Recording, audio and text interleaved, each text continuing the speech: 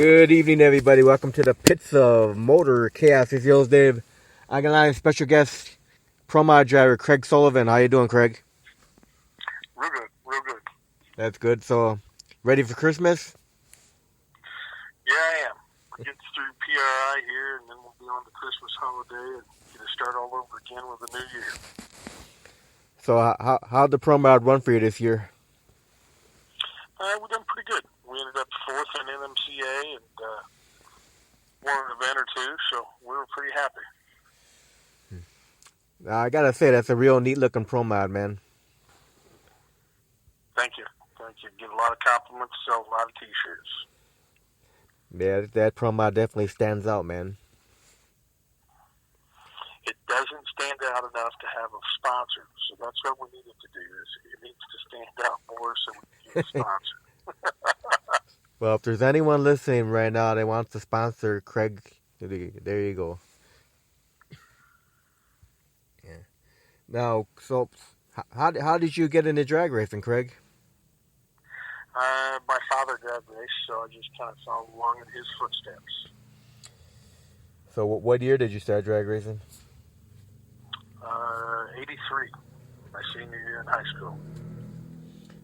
So, what did you first start drag racing in? I know it wasn't a Pro Mod. No, it was a 67 Ranchero with a big block and a 4-speed in it. Yeah. So you did bracket racing? Yep, bracket raced with it. So how many years did you do the bracket racing for? I bracket raced pretty hard up until probably 2000, and then we started Top Dragster Racing, and also run a super stocker there for a while.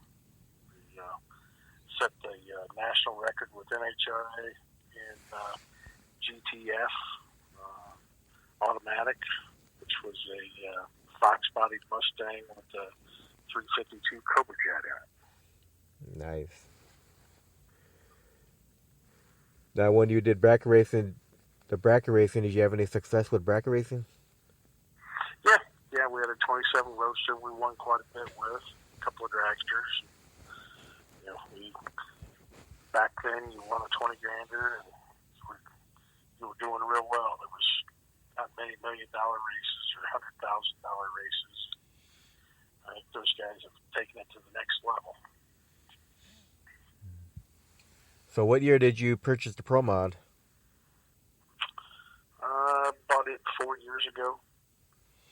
And the first year we just kind of kicked around and tried to learn a little bit with it.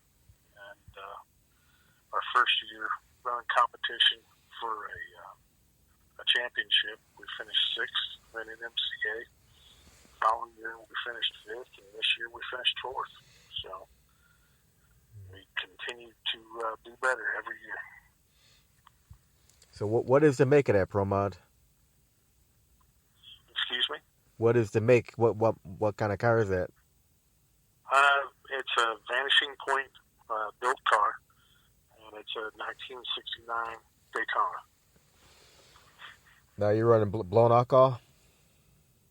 Yep, it's a Brad Anderson blown alcohol deal, and it's we power manage with Fuel Tech. What kind of tires you running? We switch back and forth between a Mickey Thompson and a Hoosier both, just depending on what contract we're on. So now, besides your dad being inspirational to you to get into drag racing, were there any other drag racers that inspired you? Oh yeah, there was Mike Ulrey that run stock and super stock throughout the 60s and the 70s here in the Midwest. You look at the Snake, and you look at the Mongoose. There was a whole lot of heroes back in that era. Now, you do with the Pro Mod, you do quarter mile or eighth mile? Just 8th mile. Have you done any quarter mile racing with that Pro Mod? No, not at all. We went out to Vegas to run Mel Ross Street Car Nationals, and we flipped it over to a radial, so it was an RVW car, not a 315 drag radial on it. Just because we don't have the gearing and we don't have any data for quarter mile. So what was it like for you the first time getting behind the wheel of that Pro Mod? Well, it was intense. I mean, you got to look at it like a wild animal. I mean, if you're going to go horseback on and you go get on a horse that you don't know, you just got to be cautious and kind of feel around what the horse wants to do. So, you know, if the Pro Mod wants to go to the wall, you got to brake pedal and you lift and turn away. But you just really got to ride along and feel what the car wants. So what's the quickest run you've had with that Pro Mod? We went 371 at 208 in the 8th mile. Now what track was that at? Indianapolis Raceway Park. Now what are some of your favorite tracks to run on? Bowling Green's great. Bowling Green, Kentucky. I like Bradenton, Orlando, South Georgia Motorsports. When you're Pro Mod racing, you get to go to some pretty nice facilities. We've never run the Pro Mod at Norwalk, and Norwalk was always a track that we really liked when we were top rancher racing. Now isn't the NHRA gonna have some Pro Mod racing now? They do, but it's a totally different car and it's a totally different set of rules. We run a screw blower here, and screw blowers are not allowed in NHRA at the Pro Mod level, so you've got to run a roots. And with that rule package, our car is just too heavy to be competitive with the roots on it. Now, how much does your car weigh? When we race it at 20, 25, 50. So it's got a little bit of weight on it, and we can move it around to adjust the car to do whatever we want to do. So now, when you take that car out to the track, how many crew members do you have? I've got one full-time guy and one part-time guy. So who are the two guys? Excuse me? I said, who are the two guys? What's their names? Oh, Nick Backless. He takes care and does all the maintenance on the Pro Mod, the coach, and the trailer. He also runs my engine shop, Wild Irish Engine Machine. And then Andy Smith, that owns Pro Tree Race Cars. He works for us with every race, but he's got his own chassis shop and his own diesel repair shop as well. Now, when you're out on the track, on the starting line, do you have any pre-race rituals or superstitions at all? Typically, before we load up and push away from the trailer, we'll play some pretty hard rock so I can get focused, listen to some Marilyn Manson and Tool, and that's really about it. Once we leave the trailer, it's just relax and wait till we get up there.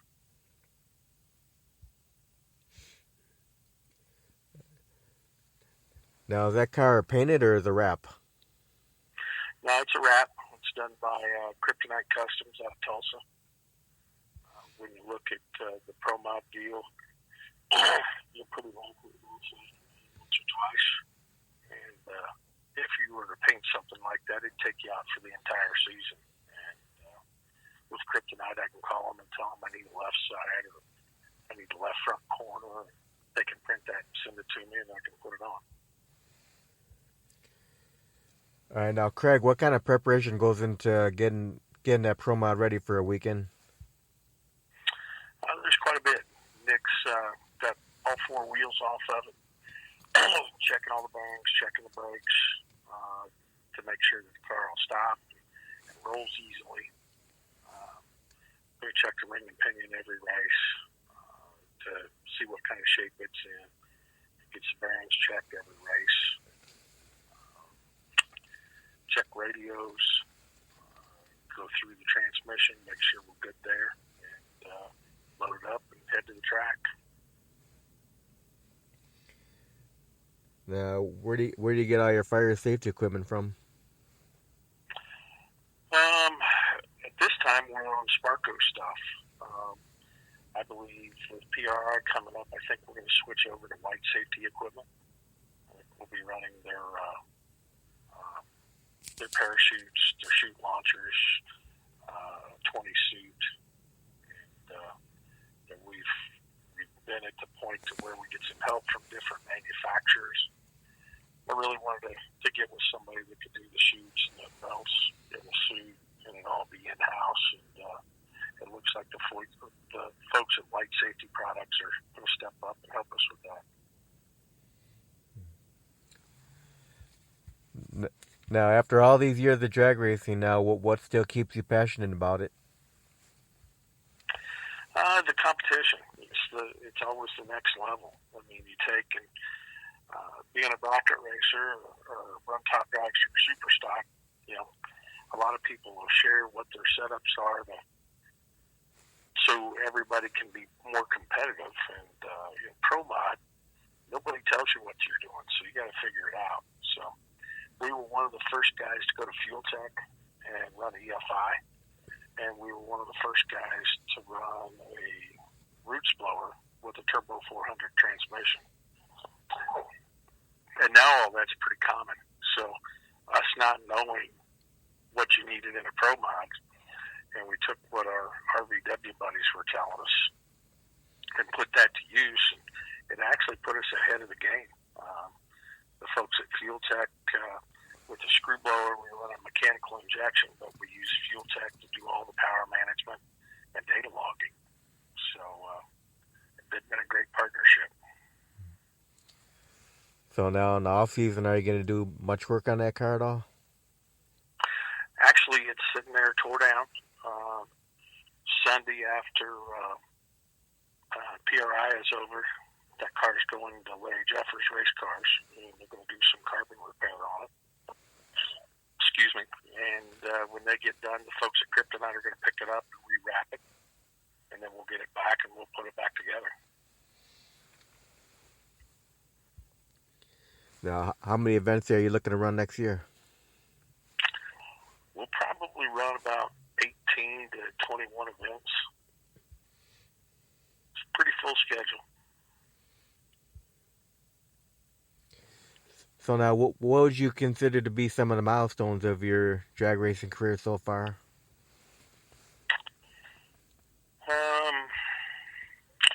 Last February, we went to Ducks Race in South Georgia, and we put radials on the car for the first time, and we qualified for the field.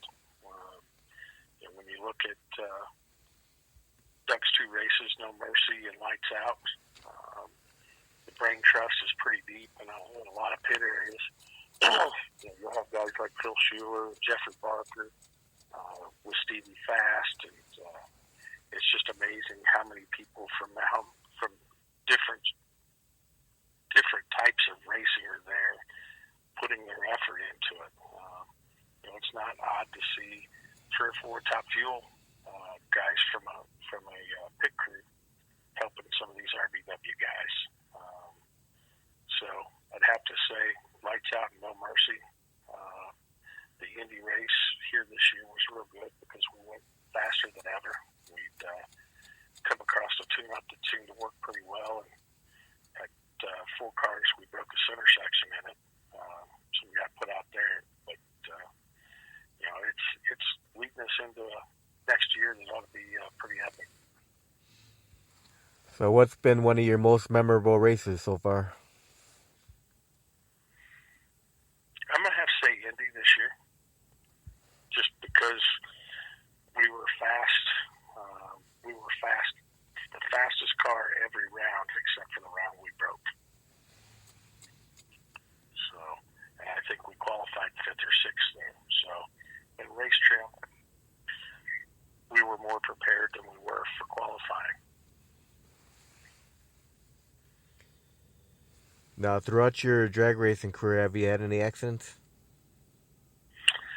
Yeah, I had a 89 Tempo that Jerry Bickle had built, and it blew a tire at Muncie, Indiana, and I rode the guardrail for about 400 feet upside down. Wow. So that's a night I'd like to forget. Well, knock on wood, Craig, you won't have no more accidents. Yeah. Well, Uh, some, go ahead. something I'd like to add. There's Door Slammers 2, the video game. This car has been on there for 2 years, and I can't thank them for the help that they've given us as far as getting more people interested in drag racing. Right now, they're having a contest that you have to own the barn burner. You have to own the barn burner in a video game, and they're having a series of racing contests, and whoever wins it is going to get a sign blower belt from me and a $50 bill. But it's amazing how many kids play this and how many adults play it. If a youngster walks up to me at the racetrack and he shows me on his phone or his iPad that he owns the vehicle, I give him a free T-shirt. And but it's really cool working with the kids with it. Larry Jeffers has the cool bus that I've drove for him several times. And I've got kids hanging out of the bus, and it's a legit pro mod. It's just been cool. Let the kids get in the car, kick around, work the steering wheel and the shifter. It's been something to see. Yeah, it's awesome. The kids can, do the video game, then actually come sit in the real car. Yeah. Yeah, Door Slammers is awesome. I always, like Betty does some awesome live feeds all the time. I'm sorry. I said Door Slammers is awesome. I said Betty does some awesome live feeds all the time. Oh, yeah. That's great how to do the live feeds. Betty always does a great job.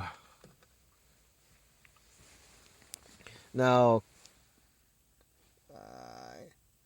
I think okay. We're at the fun questions here now. Outside of drag racing, do you have any other hobbies, Craig? I really don't. I mean, racing pretty much takes up all the time. Me and my wife travel a little bit, but usually it's based off of where we're racing. We'll just take a little extra time and go look at some of the history of some of the cities that we're in and some of the architecture and just kind of relax. Now, with the pro mod racing, do you have a greatest competitor? In the NMCA, it would be Donnie Walsh, the champion from this year. Donnie's been racing turbo cars for 25, 30 years, and it's had the same crew all the way through. And they're very competitive. In the Midwest Pro Mod, there's several. There's Randy Merritt, there's Keith Haney, there's Brandon Pez, Jeff Jones.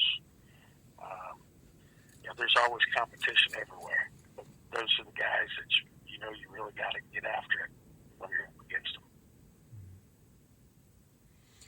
Now, throughout your drag racing career, have you won many trophies, plaques, stuff like that? Yeah, we have. The dragster and the super stock we won quite a bit. And like you said, the backer racing side, with the 27 Roadster and the different dragsters we've had, we've won plenty. When you get to this level with Pro Mod, the wins are fewer and far between. And we're hoping we're going to change that in 2020. We really feel like we've got a great engine program to start the year off with, and I think we're going to do well. Now, Craig, if you were able to do time traveling and go back in the time, would you do anything differently with the drag racing career? No, I'm pretty happy with the path that we've taken. I mean, I would have liked to have gotten into faster cars sooner in my career, but when you're funding the deal yourself, you can only go as fast as you can afford. All right, now this next question should be easy for you. What is your favorite food you like to eat? That's rough because we're foodies. If I had to pick a style, it'd probably be Italian. And I'm a sucker for good ravioli or lasagna. What's your favorite beverage of choice? I drink a lot of unsweet tea. Now, are you a movie guy? Do you watch movies at all? You ever have time to watch movies? No, I really don't. I try to keep up on the news, and that's really about it. Do you have a favorite movie of all time? Probably be The Godfather. So your favorite music's probably hard rock, metal? Yeah, I'm kind of a music aficionado. I'll listen to Dean Martin and those guys from the Rat Pack, Sammy Davis Jr. Listen to a lot of hard rock. Listen to some old country from when I was a kid. But about anything will kind of calm you down and get you into the mood you want to go into. But you have to have Manson to get you in the mood for racing, huh? Yep. It'll definitely put me in my place and my head's right to do what I got to do. Now, are you gonna go see Ozzy Osbourne with Marilyn Manson? Probably not. I'm not a big fan of crowds. Yeah. Probably too much money too, anyway. Just like these other tours that have come around, the Motley Crue said, "We're done. We retire now. They're back. They're ready to do more shows again now." Yeah. Exactly. And they're trying. And the 18-year-olds that went to the first concert are now 45 going to the second concert. Yeah.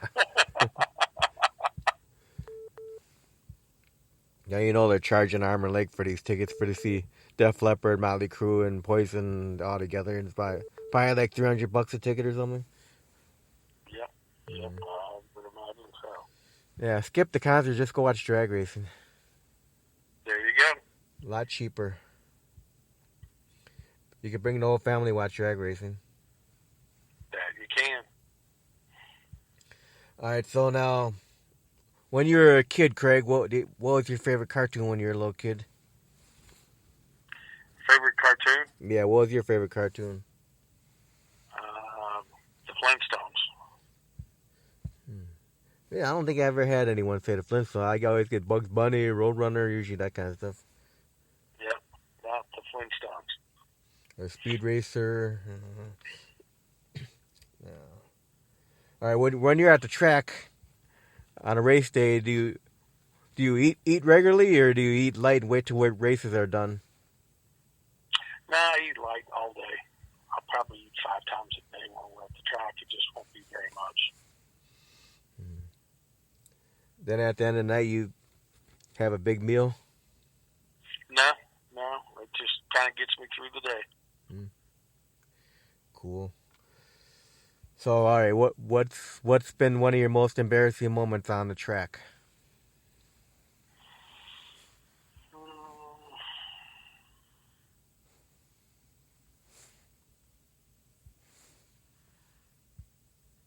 was probably one of Tyler Crossnose track, and I was checking the track, and I wasn't even on the racing surface.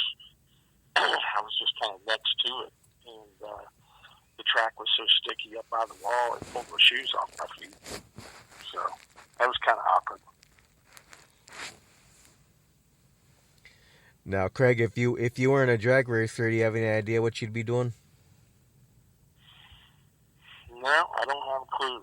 I mean, it consumes a bunch of time between my businesses and racing. It's pretty much all I've got time for. Now, if someone were to come up to you and give you $500 million and they wanted you to build a brand new drag race track, where would you consider building a brand new drag race track, and what kind of features would you put into a new track? Hmm. That's a pretty good question. Um, I really wouldn't know about the location because here in Indy, in 2 hours, you can be at about 15 racetracks. So I'd have to really do some research. I'm going to say South Carolina-ish, Virginia-ish, maybe, somewhere in there. And I think it'd be a premier facility. And we'd have probably have a dirt track and a motocross track as well. So we could have 2 or 3 venues running at the same time, and get more of a cross section of the people locally to come in the door. Now, would you do any special activities for the kids? Yeah, I think that's a big part of it. I mean, I can tell you that when we big dollar bracket raced down at Huntsville, you could walk up to the back of the bleachers, and there was a bleacher for animals, and that's where everybody was drinking and hooting and hollering and betting. And there was a family section, and behind the family section there was a bunch of swings and slides for the kids to play on. So the parents could actually sit in the stands and watch the race, and watch behind them and watch their kids. So Yeah, that's cool. So now, what would you consider to be the fondest memory of your drag racing career? Probably when I won the John Cossey Quick 8 shootout at Norwalk, and all 3 of my kids, my wife was there. Now, if you and your wife and family have time to go on a vacation, do you have a favorite vacation getaway? No, we don't. In fact, me and the wife are leaving Christmas Day to go to Key West, and we're going to be there for a little bit and come home. So all the kids are grown and at their own places and doing their own thing, so we just kind of disappear anymore. So how many kids you got? I've got 3. I've got a son and a daughter that I adopted, and then I've got my stepdaughter, our youngest. So, Now, did any of them like drag racing? my son has been in contact with me. We built him a junior dragster when he was little. And then my youngest daughter, she's been pretty involved. She doesn't do a whole lot, but she's like the cheerleader. Now, if people are listening to the interview right now and they want to see where you're going to be at next year running, what's the best way for them to find your schedule? You go to Facebook and go to Craig Sullivan Motorsports. And you can also go to Wild Irish Engine and Machine on Facebook. And those are the 2 easiest places to see where we're racing at.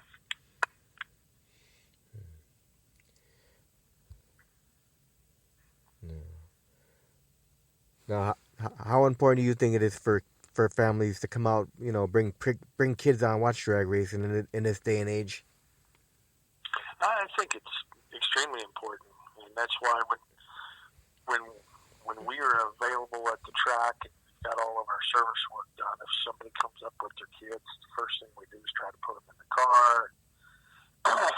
Spark plugs are consumable, so we'll give the kids spark plugs to take home. And, I think it's important that we've got to grow that segment of the market. Yeah, the kids are the future. That they are. That's why it's good to see a lot of junior dragsters out there these days. It is. Well, Craig, I want to thank you very much for taking time to do this interview. You have any final words or thank yous, any kind of good stuff like that you want to do before we close? No, I'm all pretty good. I mean, we've got good sponsors, and if anybody's got any questions, they can reach me through Facebook and private message me or ask me on the page itself. If there's anything that we can do for anybody to make something special, let us know. and hope we see you at the track. Awesome. Well, thanks again, Craig, and I wish you the best of luck in 2020. And I wish you a Merry Christmas and Happy New Year, buddy. Thank you, sir. Appreciate you. Thanks again. You have a great night. Bye-bye. Bye bye.